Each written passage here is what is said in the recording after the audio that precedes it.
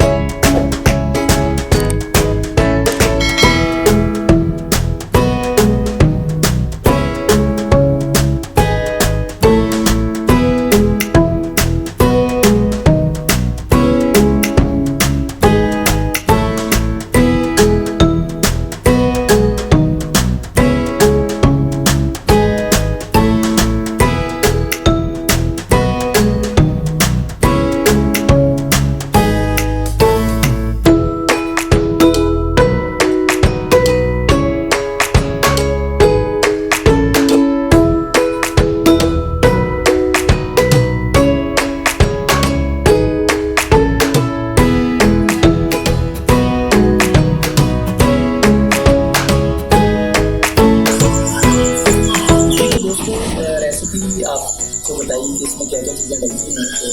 तो अब मैं आपको इसमें लगाने का तरीका भी बताऊँगा कि आप किस तरह इसको लगा सकते हैं। कि आप इसको लगाने का सीखों के ऊपर लगाने का क्या तरीका है जो आप इसको ईजीली लगा सकते हैं। तो देखिए मेरे पास थोड़ा सा ऑयल है, कुकिंग ऑयल, थोड़ा सा अपने हाथ पर लगाना है। उसके बाद आपने इसका एक रोल बना लेना।